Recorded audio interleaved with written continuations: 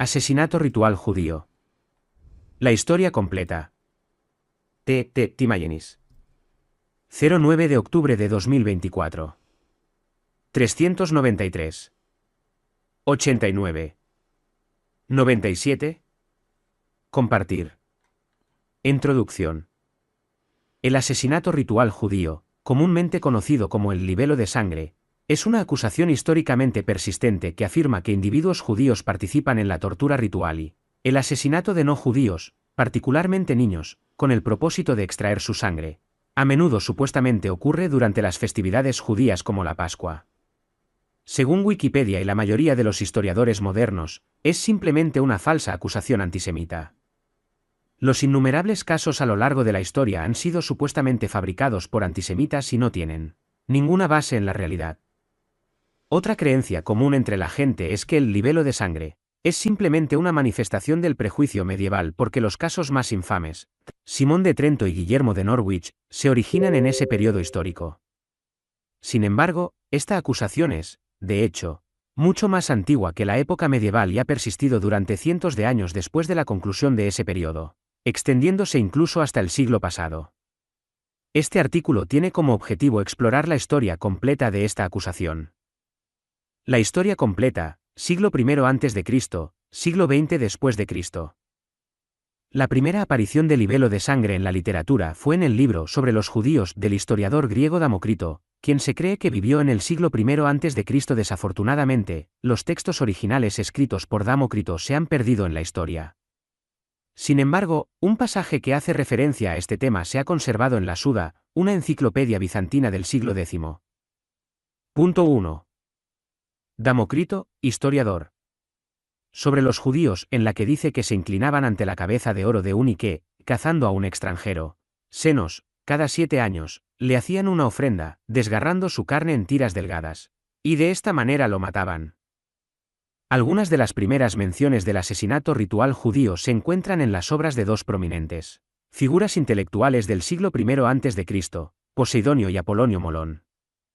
Estos eruditos sirvieron como fuentes para Apión, quien relató la notable historia de que cuando Antíoco Epífanes entró en el templo judío de Jerusalén en el año 169 a.C., se encontró con un cautivo griego que reveló que estaba siendo preparado para el sacrificio. 3. El siguiente pasaje es de los escritos del sofista y gramático egipcio helenizado, Apión Pleistonéices. Antíoco encontró en el templo una mesa, sobre la cual estaba reclinado un hombre, extendió su mano derecha y le imploró que lo liberara. Dijo que era griego y que, mientras viajaba por la provincia para ganarse la vida, de repente fue secuestrado por hombres de una raza extranjera y llevado al templo. Allí lo encerraban y nadie lo veía, sino que lo engordaban en las fiestas. Oyó hablar de la ley inefable de los judíos, por la cual se le estaba alimentando. La práctica se repetía anualmente en una temporada fija. Secuestraban a un extranjero griego, lo engordaban y luego lo llevaban a un bosque, donde lo mataban.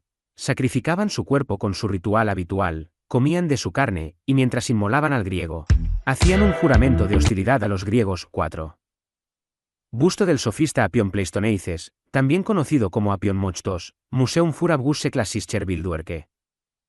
La cantidad de incidentes reportados registrados en los textos históricos es extensa, por lo que es imposible abarcar todos los casos en el ámbito de un solo artículo. Una compilación ha documentado 135 incidentes de este tipo, 5 mientras que otra fuente cita hasta 159.6 en lo que resta de este artículo. Presentaré una selección de estos casos, centrándome específicamente en los mencionados en múltiples fuentes para asegurar su validez histórica. Año 1071 después de Cristo, durante la celebración de la Pascua, un grupo de judíos residentes en Blois, una ciudad de Francia, llevó a cabo el ritual de la crucifixión de un niño cristiano.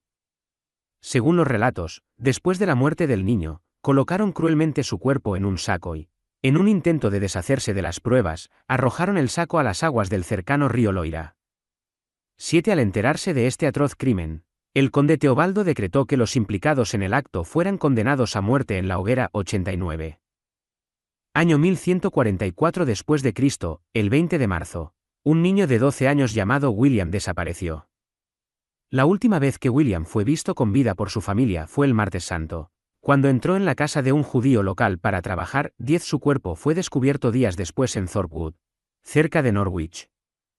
Tomás de Manmez, un monje que más tarde documentaría los acontecimientos, declaró que la comunidad judía local secuestró a William y lo asesinó de manera ritual. 11 El Viernes Santo, William había sido torturado, con su cuerpo perforado por instrumentos afilados, y finalmente fue crucificado de una manera parecida a la Pasión de Cristo.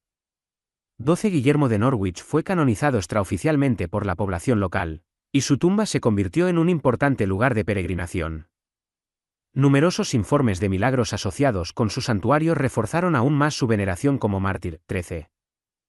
Izquierda, Martirio de San Guillermo de Norwich, fresco del siglo XIV, Lodon. Derecha, vidriera, San Guillermo de Norwich, St. Edmund, Freeton. Año 1168 después de Cristo, el cuerpo de un niño mártir, identificado como Harold de Gloucester, fue descubierto flotando en un río. 14 Según la historiadora Anna Sapira Bulafia, los monjes benedictinos locales declararon que Harold había sido secuestrado por miembros de la comunidad judía el 21 de febrero y posteriormente torturado hasta la muerte en la noche del 16 de marzo. Los monjes afirmaron que las marcas físicas en el cuerpo del niño indicaban que había sido obligado a llevar una corona de espinas y que podría haber sufrido alguna forma de crucifixión. 15 En el momento del incidente, la comunidad judía estaba reunida en Gloucester para una Brit Milá, ceremonia de circuncisión. El cronista del monasterio de San Pedro en Gloucester relató el suceso, afirmando que el crimen fue cometido por judíos, que se deshicieron del cuerpo en el río Severn. 16. Año 1179 después de Cristo, el 25 de marzo en Pontoise, Francia, en el sótano del castillo local, un niño cristiano de 12 años llamado Richard fue sometido a brutales torturas por parte de miembros de la comunidad judía. 17 Luego fue atado a una cruz, donde murió lentamente desangrado en medio de los gritos burlones de una multitud judía enloquecida. Después de su muerte, el cuerpo de Ricardo fue transportado a la Iglesia de los Santos Inocentes en París, donde se convirtió en objeto de veneración como el de un mártir. 18 El humanista y filósofo renacentista francés Robert Gagin, en su obra de 1498 titulada La Pasión de Ricardo de Pontoise, afirma que el martirio de Ricardo persuadió al rey Felipe Augusto a liberar a Francia de los judíos y, en particular, de las garras opresivas de los préstamos de dinero judíos. 19. Versión del siglo XIX de una ilustración manuscrita original del siglo XV de Harman Schedel, de Nuremberg Chronicle. Año 1181 después de Cristo, el Viernes Santo, en la ciudad de Bury St Edmunds, Suffolk, los judíos asesinaron a un niño llamado Robert. El monje y poeta inglés John Lydgate escribió un poema titulado Oración por San Roberto, 20 en el que afirma que los judíos secuestraron al niño, lo torturaron y luego lo crucificaron durante la Pascua en una parodia de la muerte de Jesús. Es conocido como Roberto de Bury. La geografía de Roberto fue escrita, pero no se han encontrado copias. 21. Iluminación del siglo XV que representa el martirio de Roberto de Bury, manuscrito de Daïs-en-Perrins. Año 1220 después de Cristo, el 29 de junio, en Weissenburg, Alsacia, un niño llamado Heinrich fue asesinado por miembros de la comunidad judía. La sangre del niño era extraída a través de piercings e incisiones como parte de sus prácticas rituales. El crimen fue descubierto por casualidad, lo que resultó en la condena de 140 judíos, que posteriormente fueron condenados a muerte en la hoguera. 2223. Año 1225 después de Cristo, en Múnich, una mujer, atraída por la promesa del oro judío, raptó a un niño pequeño de su vecino. El niño fue asesinado por varios miembros de la comunidad judía, quienes drenaron la sangre de la víctima. Tras ser aprehendida en su segundo intento de cometer un delito de este tipo, la mujer fue puesta a disposición de las autoridades judiciales. Como resultado de este acto atroz, un número sustancial de individuos de la comunidad judía involucrados en el crimen fueron ejecutados en la hoguera. 24. Silografía del siglo XV que representa a judíos quemados vivos en Deggendorf, Schedelsche Weltechronik. Año 1235 después de Cristo, el día de Navidad. 2 judíos de Fulda asesinaron ritualmente a 5 niños que estaban cerca de un molino. Los perpetradores recogieron la sangre de los niños en una bolsa preparada previamente y prendieron fuego al molino en un intento de ocultar su crimen. Los cuerpos de los niños fallecidos fueron llevados como corpus delicti al emperador Federico II en el Reichswald, lo que provocó una ira generalizada entre la población. Sin embargo, el emperador respondió despectivamente, declarando: Si mortui sunt, ite, sepelite eos, quia ade aliud non valent. 25. Si están muertos, ve y entiérralos, porque ya no sirven para nada. A pesar de la postura indiferente del emperador, los ciudadanos de Fulda, apoyados por los cruzados presentes en la ciudad, tomaron el asunto en sus propias manos, lo que resultó en el asesinato de 32 hombres y mujeres judíos. Después de recibir un pago significativo de la comunidad judía, 26 el emperador parecía estar persuadido de su inocencia. Tras la absolución de la comunidad judía, se les concedió una carta imperial de protección que prohibía a cualquiera hacer más acusaciones contra ellos. 27 Para averiguar la verdad, se convocó de varias regiones a personas que se habían convertido del judaísmo al cristianismo y que conocían la ley judía. Estos expertos llegaron a la conclusión de que estas acusaciones eran falsas. 28. Año 1247 después de Cristo, en la pequeña ciudad de Valreas, el 29 de marzo. Durante la Semana Santa, una niña de 2 años fue sometida a severas mutilaciones y derramamiento de sangre después de haber sido clavada en una cruz. Como resultado de acciones rápidas, varios judíos de la región fueron aprehendidos y posteriormente condenados. Al ser interrogado, uno de los acusados, Burcellas, explicó que la sangre estaba destinada a un ritual que recordaba a la antigua práctica en la que el Cohen Gadol rociaba la sangre de un toro sobre el altar. Otro acusado, Lucio, explicó que si se obtenía un niño, la sangre se usaba en una forma de sacrificio ritual, y una parte se enviaba a otras comunidades judías. También mencionó que originalmente se pretendía que el niño fuera crucificado el Viernes Santo, pero las circunstancias los obligaron a actuar antes, lo que llevó a la muerte del niño en la noche del miércoles. 29 En contraste con algunos relatos históricos, la Enciclopedia Judía afirma que los miembros de la comunidad judía confesaron solo después de ser torturados. 30. Año 1250 después de Cristo, en Zaragoza, España, durante la Pascua, un monaguillo de 7 años llamado Dominguito fue secuestrado y clavado en una pared por miembros de la comunidad judía. 31 Los judíos de Zaragoza habían adoptado el dogma de que todo aquel que entregara a un niño para el sacrificio quedaría libre de todos los impuestos y deudas. Por esta razón, Moisés Albayuset, también llamado Albajuceto, entregó el Dominguito del Val, de 7 años, a los judíos para el ritual. 32 Su cuerpo fue encontrado más tarde a orillas del río Ebro. 33 Sus restos fueron enterrados en la catedral y se veneran como reliquias sagradas en la capilla de Santo Dominguito del Val. Dominguito es honrado como un santo, celebrándose su fiesta el 31 de agosto en la diócesis de Zaragoza. 34. Izquierda, cuadro que representa la crucifixión de San Dominguito del Val. Derecha, una estatua de Santo Dominguito en la catedral de Zaragoza.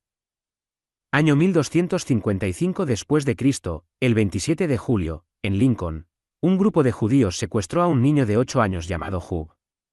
Lo mantuvieron cautivo en una cámara oculta y convocaron a judíos de todo el país para que participaran en un ritual de sacrificio destinado a burlarse de la crucifixión de Cristo.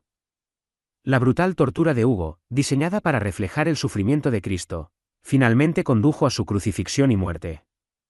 Después de su muerte, su cuerpo fue destripado. 3536 Un hombre judío llamado Copín admitió su participación en el asesinato. Un mes después del arresto y confesión de Copín, el rey Enrique III viajó personalmente a Lincoln. A su llegada, ordenó la ejecución de Copín y otros 18 judíos. 37 Se le atribuyeron milagros, fue venerado localmente como Pequeño San Hugo, y su fiesta se fijó informalmente para el 27 de julio, pero nunca fue canonizado oficialmente. 38 Se creó un santuario después de la expulsión de los judíos de Inglaterra en 1290, financiado en parte por Eduardo Enero del 39. Una balada fue compuesta en su memoria, la canción folclórica tradicional británica. Sir Hugh, Child Ballad número 155, Road número 73, también llamada The Yews Garden. 40. Izquierda, el cuerpo de Hugh en su ataúd, dibujado por Samuel Hieronymus Green. Derecha, restos del santuario de Little Saint Hugh, Lincolnshire. Año 1267 después de Cristo, en la ciudad de Pforzheim, ubicada en Baden, una niña de 7 años llamada Margareta fue sometida a una horrible experiencia por miembros de la comunidad judía local. Su cuerpo estaba herido en todas las articulaciones, y su sangre fue extraída y recogida cuidadosamente. Después de la atrocidad, su cuerpo fue cargado con piedras y arrojado a un río cercano. 41 Unos días después, Los restos del niño fueron descubiertos por pescadores que notaron una mano que sobresalía del agua. Los judíos declarados culpables del crimen fueron sentenciados a ser rotos en la rueda y luego ahorcados. Al parecer, 2 de los acusados se estrangularon entre sí para evitar enfrentar el castigo. 42. El cuerpo mutilado de Margareta fue enterrado más tarde en un ataúd de piedra dentro de la iglesia del castillo de Forchheim. La tumba fue abierta en 1507 en presencia del cardenal Bernardo, y se encontró que el cadáver estaba notablemente bien conservado. La lápida, que permanece en la iglesia del castillo de Forchheim, registra explícitamente que el niño fue asesinado por judíos, proporcionando la fecha exacta del evento. 4344.